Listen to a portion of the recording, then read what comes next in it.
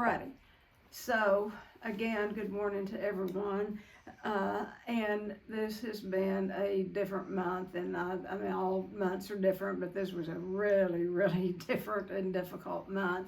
You know, it started with an intensive and me having like a breakout and a flare up with arthritis, and it's gone downhill ever since. So I do want to thank Misty last week for filling in on the food piece, and she got so many requests, and so I think it's going to be Misty Talks after this. No, but we are going to add Misty because we have had requests a lot about the food piece, and you know, and like Ash, I mean, like Misty told you, you know, she's not a dietitian, but what she does is she works closely with a dietitian, and we have come up with a food plan. It's not the end-all food plan. It is a food plan that people can go on. It's not a diet that you go on so you can go off. It is a way to live, and so Misty has been able to implement everything that we've asked her to do, and you know, she's learned how to take ethnic food and make it all absent food. So anyway, thanks so much, Misty, for taking one of the Tinny Talks. And then my daughters, Kim and Karen, thank the two of you. We have had a lot of response, and I think people love that I love that y'all are my daughters, and I think people love that my daughters were on here. And we're going to do one, the three of us, and might even try to get Christy to join us, but we want to do one on mothers and daughters, and you know, with the three of us, or four of us there. So this month is Mental Health Awareness Month. And oh my goodness, has mental health been in our faces you know, the last week or so, or more than that.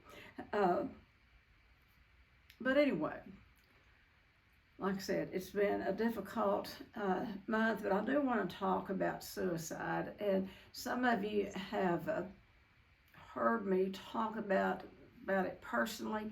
I don't talk about it all the time, but if it would help one person, I do. You know, suicide does run in families. It does have that hereditary component, and it had it in my family. On my mother's side, my grandfather was constantly killing himself, and he lived at the age at 92. But always thinking about killing himself, getting a plan to kill himself, attempting to kill himself in front of children and grandchildren. And I remember probably my only memory and my last memory of him. I was about 5 and visiting him in Ardmore, Oklahoma, and I don't know why everybody went off and left me there at the house with him by myself. But anyway, he was a sweet little old man. We were in the kitchen, and he took this, back in the days I had glass Coke bottles, and he took that Coke bottle and a hammer, and he chopped that bottle up, that glass. And then his hands were stiff from arthritis, but he took his hand in a little paper sack, and he raked all of those pieces of glass into that paper sack and very gently folded it down. And he said, come on, everybody called me Black Baby. He said, come on, Black Baby. And we were going down, and we went down out their house, kind of on a slope, and he was going to eat that glass and die, and in front of a 5-year-old. So, you know, his daughters came in, his son came in, they rescued him, they rescued me, but that's just a small part of the, you know, it being so hereditary in our particular family. You know, cancer runs in some families, different diseases run in some families, mental illness and suicide ideation and action absolutely runs in ours. My mother was totally obsessed with killing herself. She had a nervous breakdown at age when I was 4 years old, and the rest of my life, my growing up until age 30, my whole focus was on my mother and trying to get her well. She had numerous attempts at suicide, and I did too as a child. Mine started at age 8, and I would take her meds. She always wanted me to lay in the bed with her. I know today that is a form of of covert sexual abuse. She wanted me to love on her, pat on. Anyway, I won't get into all of that. But she too lived a dark life, and lived to be 87, breathed in and out. She constantly had that wanting to kill herself. And then it came down to me, and then I think that missed my sister. My sister just went straight to mental illness, and she died of mental illness about 8 or 9 months ago in an institution in North Carolina. She refused to ever get any kind of help. So anyway, so at age 8, I was already a little fat girl, and I had that obsession to kill myself. I say today that suicide ideation, actually, as sick as it sounds, it kept me alive until I could get some help. And how that happened, and my eating disorder kept me from killing myself on different occasions. I remember age 8 one morning walking myself to school, and there's a busy street. It was almost kind of a highway that I had to cross. And I thought, I can't do this anymore. That's also the year that I found God. And so, there's that complexity of, that those scales that balance both ways. But anyway, I was going to walk out in front of a truck and let them kill me. And then I got to thinking what day it was. And this is an absolute true story. And I remembered what was on the menu, what we were having for lunch that day.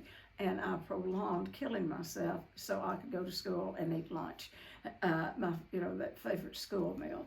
So I'm very well acquainted with suicide in more ways than one, and then one of my daughters, Kim, and I have her permission to tell you, she started her journey of many attempts of suicide. I had about 9. I always said it was like a cat with 9 lives. But I want to tell you about the last one, and then I want to get into some material about suicide.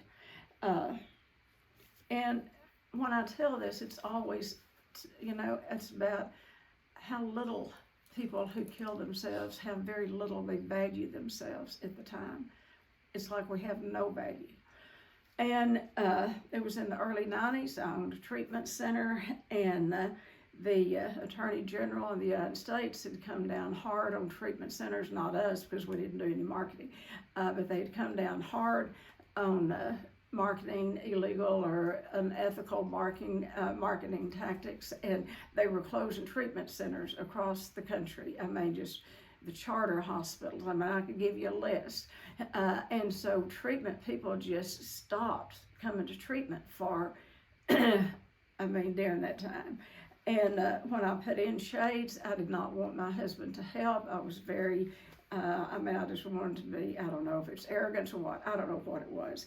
But anyway, so we were in a financial bind, and the only one that knew it was my youngest daughter, who was my bookkeeper, and still is.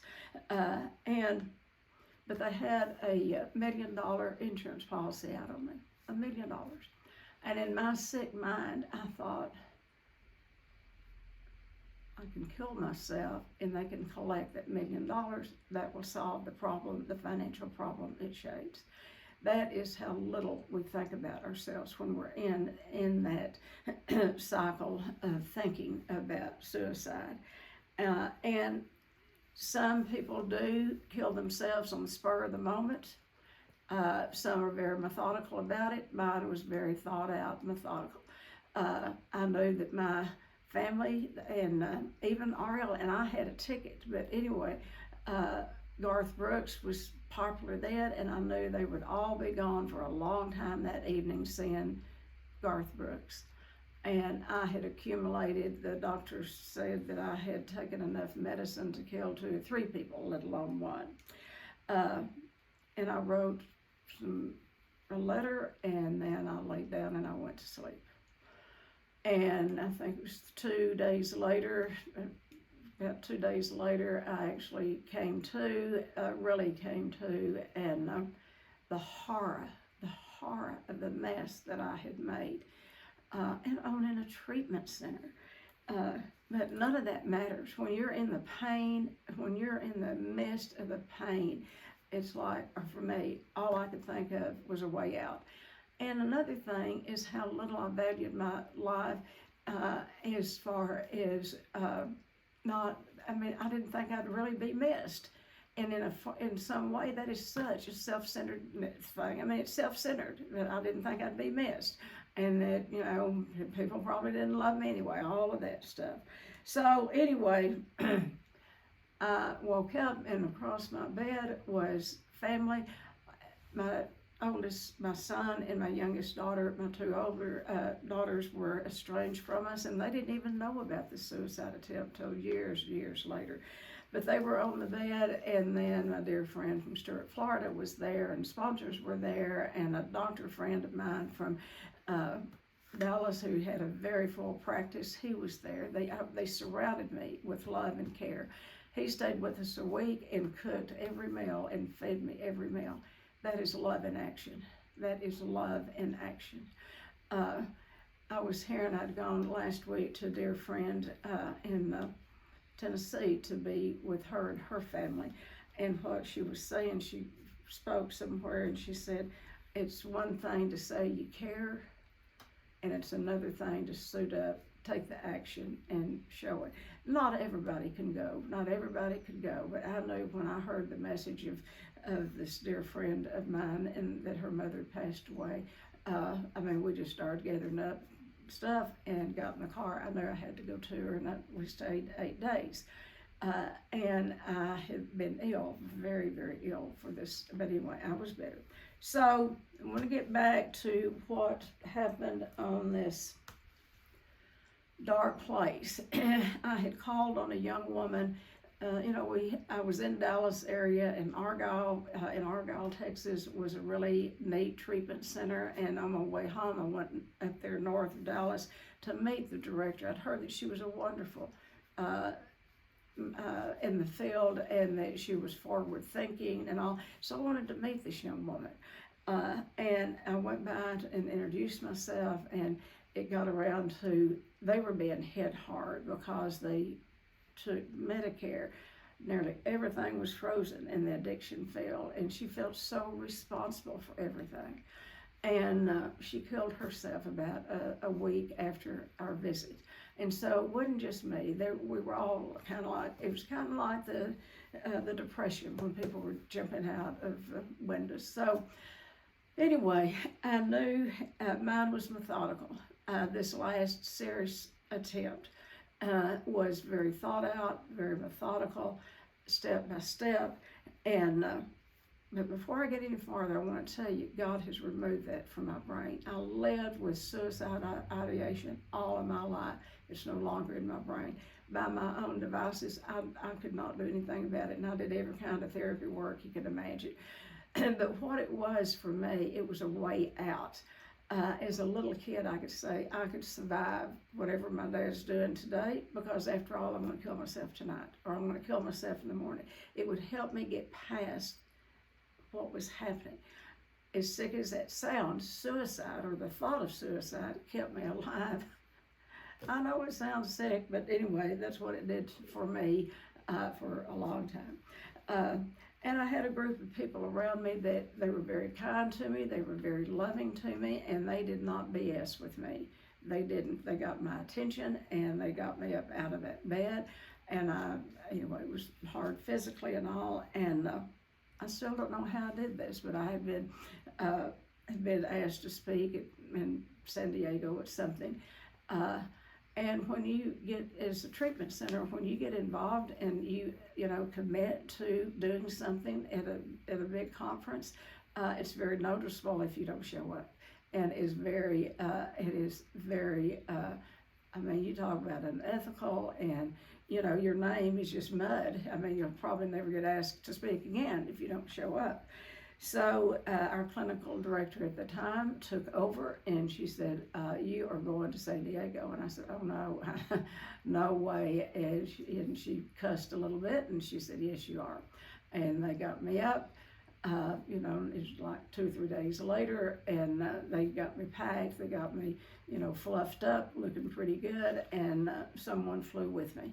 And I went, and, you know, and what I got out of that, I don't know what I gave, but what I got out of it is that's why we have to be careful where we show up and pay attention to the people that's put in our lives.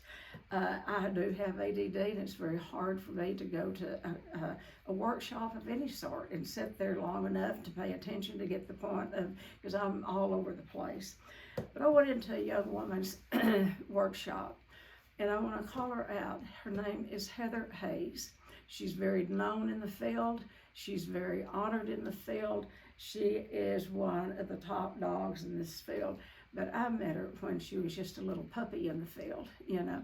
But she is the only person that I have ever sat through their workshop and sat at the edge of my chair and listened to every word she said. And I knew that she was going to be someone that I could learn from. So if I gave anything or not to anybody else, I don't know, but that's the nugget that I received, was meeting Heather Hayes and watching her through the years, the work that she has done in the field of addiction.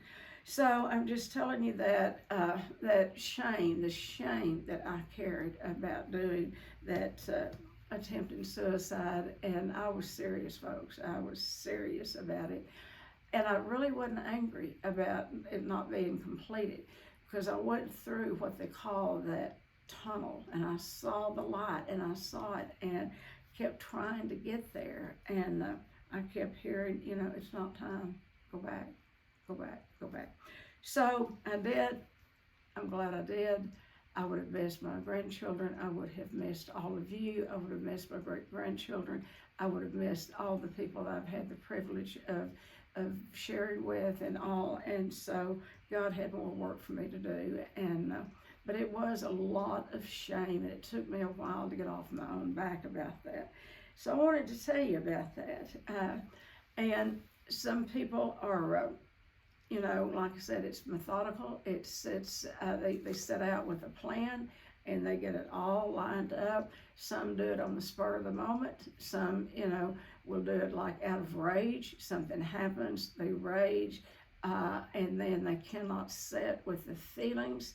And that's really what we talk about. And that's what we do here at Shades, is teach people how to deal with their feelings. So I'm going to give you some little ideas about, not little, they're pretty big. I'll tell you one thing. People who are thinking about suicide, what they want and what they need is for people to notice the pain they're in. Most of us would never report it. We go on with our life like I did. I mean, I'd gone to see my mother that day. I had made provisions for her that she, you know, that they could draw out of my account to take care of my mother. You know, I did a lot of prep work. So I had a lot of shame about that. So what I want to talk about is maybe some things that you can look for in friends, and also some things you can look for in your own life. You know, God made us to live in community. He did not make us to live on an island by ourselves in that isolation. And that's one of the things that top things. If you have a friend that is normally, you know, gets out and can be with people and are social and all, and then all of a sudden it stops, and they get in that house and they become a recluse, those are the ones that you need to pay attention to. And sometimes, you know, yes, we treat codependency. Yes, I believe in it, absolutely. But in times like this, mind their business. You know, their business is your business. Intervene, because you absolutely can save someone's life.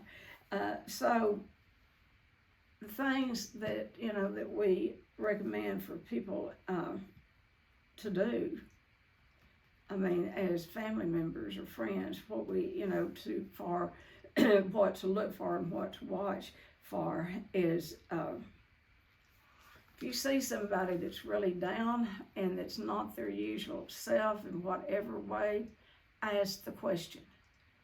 Don't be shy. Ask the question, have you or are you thinking about killing yourself? Maybe they would have shared some dark moment of their life. Ask the question. That's where I say barge in of where you're not invited. If you have a friend that you're seeing go down, ask and say it out loud. Are you thinking about killing yourself? That will create an opening, and hopefully they will talk with you about it. But there's not going to be any talking if you don't make the entry, the entry point. So ask them out blank, do you want to kill yourself? Do you want help? And, one of the things, and we have done this with a few clients and with my own daughter, and this is not easy. Take the action that you can take. I won't go into her story, but, my daughter, like 20 years ago, 30, I can't remember when, was at one of her lowest bottoms and was threatening suicide. And went to the big AA meeting on a Saturday night, and she had a gun waving it around, and a dear friend of mine called, and she said, Tenny, I hate to tell you this, but she told me that Kim was there threatening to kill herself, and Kim's plan was, if she was called on, she was going to get up and put the gun to her head and say, this is what Alcoholics Anonymous has done for me, and she was going to kill herself. So many of you have heard the story, but when we're in, I don't care how much we know, I don't care if you're a professional, not a professional, a minister, whatever, you can know everything that there is to know, but when it comes down to your own loved ones, it's like, for me, I didn't know where to start, and then I thought, suicide prevention, so I called them, and the gentleman that answered the phone, his name was Kevin, and I'll be eternally grateful for him, and I got to help train him in the alcoholism field, and he was doing some of his service work to get hours, working on the hotline. And I said, treat me like you would anyone else, because I don't know anything to do with my daughter that is threatening suicide. So he walked me through it, and what we did is, you have to have a deputy, a female deputy. You've got to have, a judge or a JP. Anyway, my husband and I got willing to commit her. And that night when, and we had friends watching her after she left the open door, Anyway, she lived in a small apartment on an alley. And so we all gathered out there. It was about maybe 2 o'clock in the morning by then. But all of the people that needed to be involved, the JP, the Sheriff's Department, and then our AA friends and our Al-Anon friends, when you embark on the journey of a 12-step journey, you never have to go through anything alone ever again unless you choose to. We didn't call those people and say, will you come? One person knew, the one that called me from the open door, and she knew some. Anyway, they just got on the hotline, and, we had people there backing us up and supporting us. And what we were going to do was commit her to state hospital. And the state hospital in our area at that time, I don't know anything about it now, very little. I have taken a client or two over there, but it wasn't the best hospital in the world. Her grandfather had died in that same mental institution from mental illness, trying to kill himself. Her grandfather on her father's side. My mother, I had put her there 12 or 13 times. And so, it was like a family affair. And that was hard to do, to sign a piece of paper to commit my daughter to a mental hospital. And I knew the stigma that it would bring, but I didn't care. I wanted her safe. My husband, who loved and adored Kim, he was favorite. I mean, not favorite, but they were so much alike. And anyway, the bottom line, he wouldn't sign the paper. And I said, give me that paper, I'll sign it. But he wouldn't join me on that. And that was his journey, not mine. So that's what happened. And usually when you commit someone to a state hospital, you get, if you get 72 hours, my idea was if she'd go there, they'd keep her 72 hours, do an evaluation, put her on some drugs, and send her back to Abilene. That's not what happened. I think God, when you really take appropriate action, God shows up. And what happened was God showed up. And what happened every time my daughter would go before the judge for a discharge review, they'd give her more time. She wound up staying there about 90 days. She was very angry at me, and her father would go see her on a regular basis, and she would just say, keep the B, you can cut the rest of it, keep that bitch away from me. If she comes close to me, I'm killing the bitch. So I didn't see Kim for a couple of years. And I didn't care. I cared, but if she could be safe, that's all I wanted. So I'm just telling you this, that I've been on all sides of this disease and this suicide ideation and action. I've already told part of her story, but I will say the last time she went to treatment, she reports that suicide ideation has been removed from her brain. I think it's much like any addiction. It goes through an addiction cycle. Suicide does. It starts with something happens. Somebody does us wrong, something happens. You know, we get upset, we get mad, we get desperate, we are in fear, whatever that is. And so, you know, we have all of those feelings going. And then if we're addicts, we're already using something to ease the pain. But you go around that cycle, that suicide cycle, after the feelings come up, it's horrible, and you want a way out. And so this is when the way out is, and it's logical. Those of us that are victims of suicide ideation or action, it's very, very, very real. It's not like a choice. So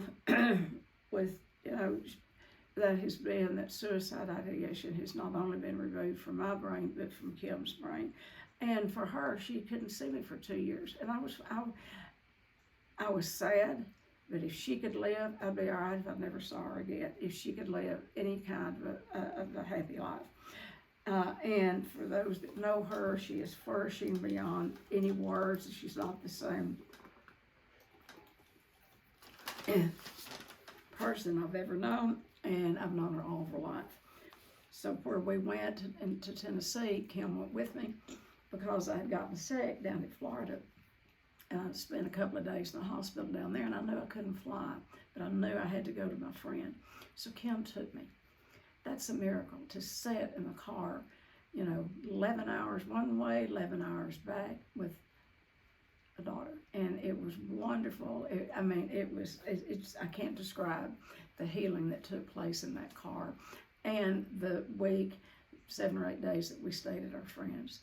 I think it just brought us closer together, and I could just look at Kim and she'd look at me, because we remembered the times that she tried to kill herself and times I tried to kill myself. So I want to give you some things that you can do to prevent suicide. One thing, ask the right question. Are you suicidal? See, people hate to admit it, because the next thing they know, they're being committed to an institution, particularly if you admit it to a healthcare professional. But ask anyway. Ask it anyway. Ask the question, are you in a dangerous place right now? And don't leave them, regardless. If they say, I want to be by myself, don't honor that. This is where you can take codependency to the max. You really get in there and stay. This is what I would have needed. But when you're in that place, you can't ask for help. You can't. I couldn't. So, ask the right question. And then, because what that does, when you start asking the right question, it shows that you care. And that's what they need to hear, that heart language. And what will happen is that it gives a space, it creates an opening to have conversation about suicide. This is such a under the rug, swept under the rug. No one wants to talk about it, and if they talk about it, it's in whispers. It needs to be out loud. It needs to be talked about out loud, so people can. That if if anyone has those thoughts, of killing themselves, we need to speak this stuff out loud, and because you never know. I mean, who would have ever thought that? I mean, the way my life looked pretty good on the outside, and no one except my youngest daughter and I knew the shape that Shades was in at that time. And I had so much guilt about putting it on my youngest daughter. But anyway, I won't linger there anymore because we don't live there anymore. We don't. And so ask and then listen. Have a listening for people. Have a listening. It's one thing to hear somebody. It's another thing to have a listening. And what that means is you sit, and sometimes you sit in silence. Sometimes silence is more really meaningful, things that are said in silence. But just sit by them, hold their hand. And if you can get them to start talking, listen to them. And stay by their side. Stay by their side. And then, with cell phones, you can call and get help.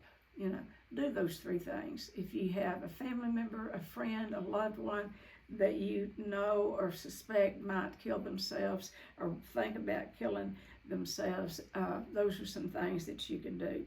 And the thing about it is they may be like him. She didn't speak to me for 2 years. She was so mad at me, and I didn't care.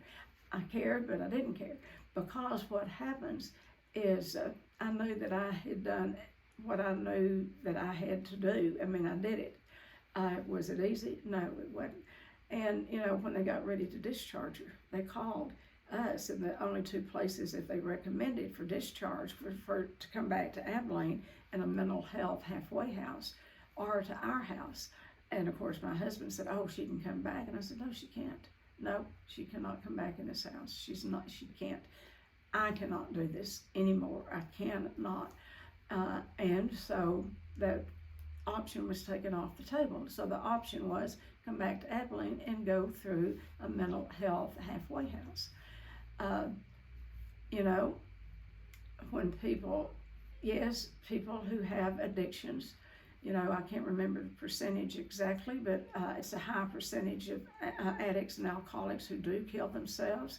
There is, a 37%, I think, of eating disorder people who do kill themselves, who literally actually carry it out, and so there is, addictions certainly doesn't cause that ideation. It's the low self-esteem, the low, just that feeling of no damn goodness. That's, excuse my language, but that's what it is. When you're in that, you don't feel like you're worth anyone, that your value goes so far down. And so I'm going to get past all that in a minute. So let's talk about, as you watch yourself and other people, what sometimes can trigger suicide thoughts. One of the things that it is, if you lose a loved one in death, very close to someone, so a loss of a family member in death, because you can't bring them back. You can't bring them back. And a lot of times when a family member, when they lose someone, a father or mother, maybe they're already on shaky grounds with their feelings. And the minute that happens, they really go down so deep that a lot of times it's hard to help bring them back. But anyway, death of a family member is a big one that people kill themselves over.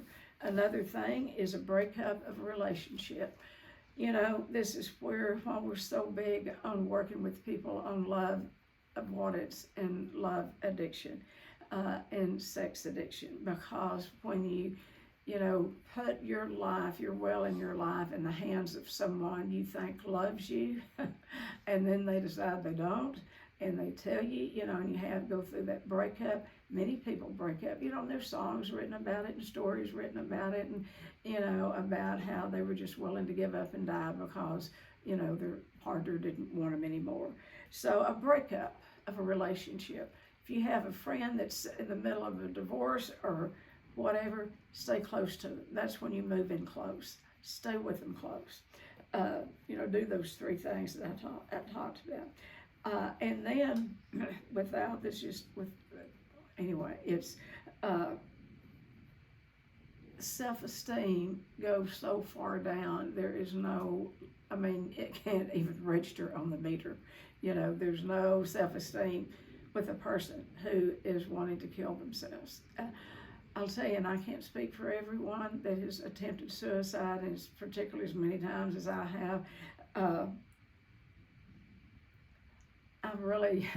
don't know about other people, but I wasn't killing myself over them. I was killing myself for them. And that is so sick that, that I'd leave them with $1 million. And they could, anyway, no more bills to pay, all of that. And so that low self-esteem, we think so little of ourselves when we're in the midst of that wanting to kill ourselves. Watch for children also. There is a really high rate of children who are committing suicide. And I'm going to say this because there's not any kids on here, but if you're a parent, you best know what they're getting into on those internets, because they will teach them how to kill themselves, and do it on the screen, and know what your kids are doing. If that means locking that computer up, lock it up, and I don't care what, all my friends have a phone, all my friends have a computer, computers are good. It's a good source of information, good contact with, friends and family, and that's what it was designed for. So, but they'll get on there and find different ways to kill themselves, and they will help each other kill themselves.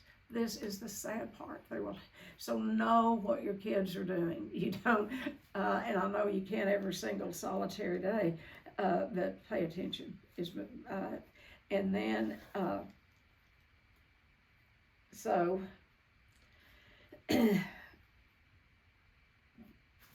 so I can't read this next one, so that's all right.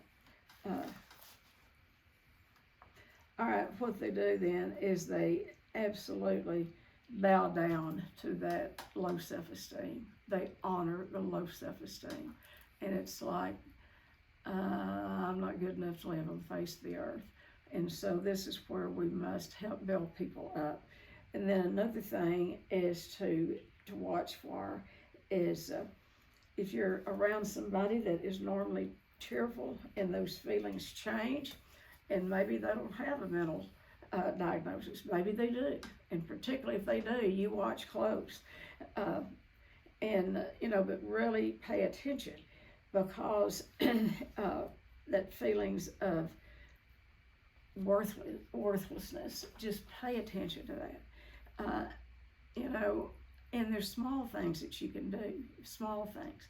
And it's not like you have to go and have a counseling session with them if you're a counselor or whatever. It doesn't mean that if you're dealing with a friend, say, let's go get a cup of coffee. Let's go ride around. I live in a small town called Buffalo Gap, and I have done this myself, and I've asked other people, invited other people when they're in a bad place. Let's just go out to Tuscola and ride around. Just take a ride. Let's take a scenic drive.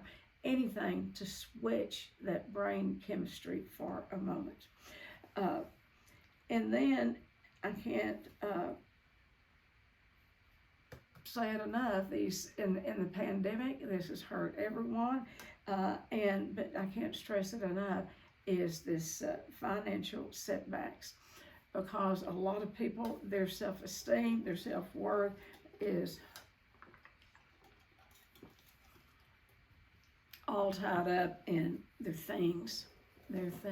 I mean, I was with a dear friend last week, and her dear boyfriend is from Europe.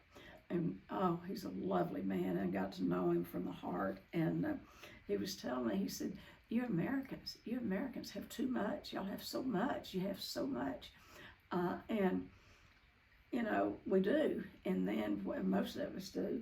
And then that fear of losing. You know, the big book of Alcoholics Anonymous talks about the fear. That's what is the, you know, bottom line for most any problem is fear. It's not in the big book. It's in the 12 and 12. Fear of losing what we already have, or fear of not getting what we think we deserve. And heaven forbid if we ever get what we deserve. But, you know, it's those two things. Fear, it's fear-driven. Suicide is. And then, so our brains are not the same. Each person has a different makeup in their brain. Don't judge yours by someone else's or someone else's by yours. Don't question, well, didn't they even love their family? Why would they do that to their family? Why would they do that to so-and-so and so-and-so and so? That's not your question to ask. We can't ask that question. Because we do not know what's going on inside of another person's brain. We don't know what's driving that low self-esteem and, you know, and that feeling of worthlessness. I went to a workshop many years ago, 40 years ago, a man that's from Talbert's Treatment Center in Atlanta, and he gave me a piece of information. He said that addicts suffer from the feelings of no damn goodness. No damn goodness. Think about that. And that no damn goodness is usually set up in childhood. So, I'm going to close with this in just a minute, in that people who have, see, when I had that last suicide attempt, yeah, I'd gone and got treatment, training, and I got treatment for my, no, I hadn't. I don't know, but anyway, yes, I'd gotten treatment for my eating disorder. But at that time, I wasn't seeing a therapist because I was in good shape. I mean, that is just so, it's irrational. So don't assume that anyone's killing themselves over you. Don't put yourself in that position, because if you do, what you're going to wind up with is survivor's guilt. You know, what happened? And, you know, and it is a natural thing. Last week, I heard different ones saying, well, if I had been here, had I got in earlier, had I done this or done that or done something else, it wouldn't have changed. When a person gets ready, really ready and committed to killing themselves, that's why you need to stay with them. Don't leave their sight. And so, with that, just know that that our brains are all different, and not everyone. You think, you know, this is about Mental Illness Awareness Month. There's research that has proven this, that there are people who commit suicide that have not had a diagnosable, and they haven't been diagnosed with a mental illness, you know, but it is all of these factors that go into it. And the brain says, get yourself out of pain. Help those around you, you know, by getting out of their way. And, you know, it's just, there's no rhyme or reason to it. But don't judge one person. And I have a tendency sometimes kind of do blanket coverage, but they can all look so different. You know, my dear friend Misty is involved with a huge churches, I mean, all over the world. And here is, you know, I've known Misty almost 8 years, and there's been numerous people in these huge churches that have killed themselves. And, you know, in my later years, Preachers' wives. Yeah, preachers' wives, song directors' wives, preachers themselves. So in my later fading years, I had already decided to make my work now, I mean, not that I'm carrying a banner or anything, but in whatever way I can, I want to work with churches. I want to work with pastors. I want, and not go in there and, anyway, my goal is to educate them in addictions, educate them in eating disorders if they're open, educate them, and then talk about mental illness. Get the mental illness, people will sit in church and, pray through. You just have to pray through this. God's going to heal you. Yes, at the end of the day, that is a solution. But there's a lot of work on our part before we get to, God has the power to zap us well. He could just say, okay, over and done. And we would have missed the lessons. He's not going to do it for us. What I tell clients is, do this hard work. Do the work around your past. Do the work of what you're carrying around, any kind of unresolved conflict. Do the work around it. That is where the people that I've known and heard about have never done. And talk therapy has its place. I'm not putting down talk therapy, but people can stay in a therapist's office for 10 friggin' years, every Wednesday at whatever time, for 10 years, 15 years, and never have any movement, never get, and never, and maybe the therapist, and I'm not down in therapists, I love them, I'm in the business and all that. There's a lot of wonderful therapists there, but we're good. Those of us that want to kill ourselves, we're good. We are good at hiding our feelings and living a separate life in our head, and if I can just say one thing, like we were coming back from a wedding down there. Anyway, it doesn't matter. My ADD is showing up, and I'm giving you more details if you want. But anyway, we were coming back from a trip and heard on the way back that there's this young woman and had a beautiful family, husband, minister of a large church, and but she had been suffering from depression. She'd been suffering from anxiety, but didn't feel like that she could really go to the church and talk about it. She did talk with her husband, but he couldn't help her. He didn't know. They got home one Sunday, and it's probably 6 months ago. Got home from church. Kids changed their clothes. She fed them. Her husband was out kind of doing some things in the yard, and she went out and kissed him bye. I don't know if she said anything, but she kissed him, and she went upstairs, and she shot herself. There's no rhyme or reason to that. No rhyme or reason. And it has left that community beyond words. It's left her family, her children. But when that pain, that emotional pain gets so bad, like I said, that is like a way out. That is the only way out that we can see, those of us that have had that suicide ideation. So, like I said, everybody sees things different, and pay attention to your friends. If they're normally, happy, joyous, and free, and then all of a sudden they drop out of meetings, they drop off the face of the earth, they get, their feelings change, everything changes. Keep in touch with people. I believe this, that God puts us in each other's lives for a purpose. I don't think it just happens. When someone is put in our lives, the purpose of them being there is for us to learn from each other. And the minute we get those lessons learned, sometimes they're moved out of our life and we never see them again. Sometimes they leave years later and then they'll come back, or they stay and never leave, and they both begin to work on themselves, because unhealthy people, sickness seeks its own level, and health seeks its own level. So if you're married to someone that has suicide ideation, it's about getting help for yourself too, getting help for yourself, and stay close. Ask the question, are you wanting to kill yourself? And like I said, people are afraid to say that. One thing for the stigma, one thing, when they're in that, I want you to hear me. I'm being bossy. When you're in that, you don't want an interruption. You don't want anybody to interrupt that thought pattern, because you've got you a plan and you're all set.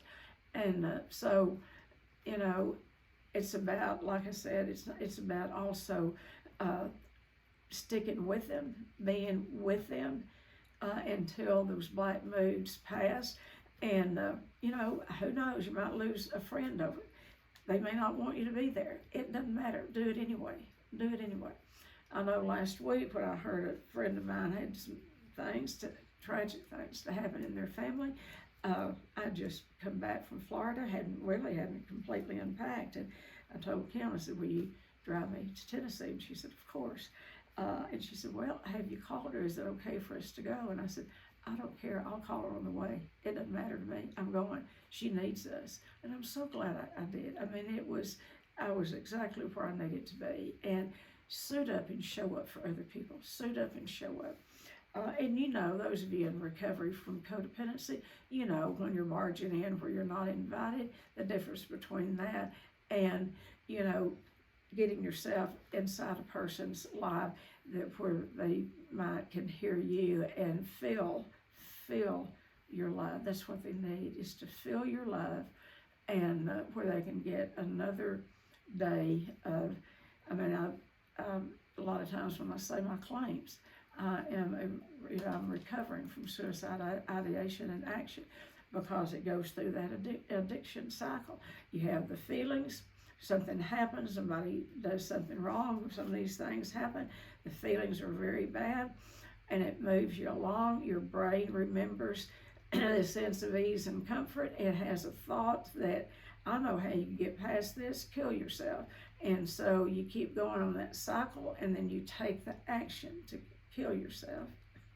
And if you don't die from it, you come back over here on this other side, and when you get down here at the end and you realize, hey, I'm still alive, it didn't work.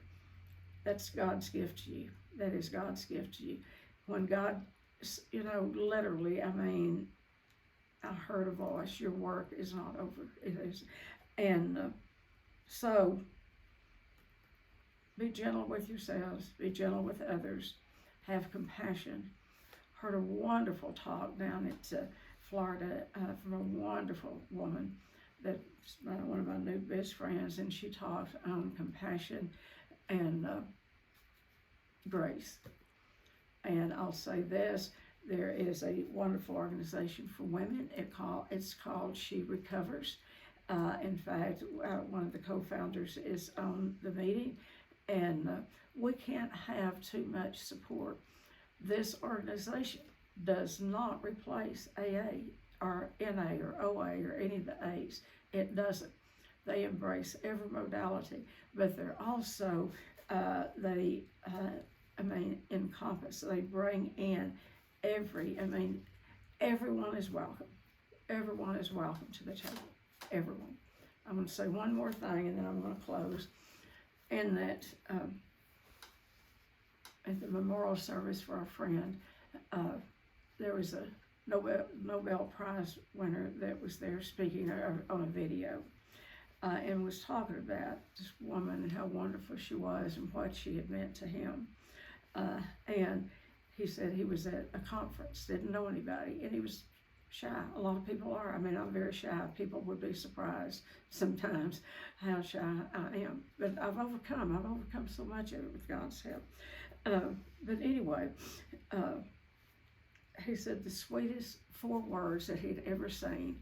You know, he was there. He didn't know anybody. They didn't know he was a Nobel Prize winner. You don't wear it around or have a, flag. I'm a Nobel Prize winner. But he happened to know her, and he was like, just really was enjoying soaking up, getting to meet her. And when the break was over, she said 4 words to him. Come sit with me. Come sit with me. If you don't hear anything else, I hope you hear to tell your friends, your family, come sit with me. Come sit with me. And, particularly when you see them on a path going down. So it's been my pleasure to be here with y'all. I have missed every one of you, but you have been in good hands. And I want to open it up to any questions, comments. I think I just used up all the time, but I haven't been here for a while, so I had to give you the full load. So anyone have anything or any questions to ask or comments?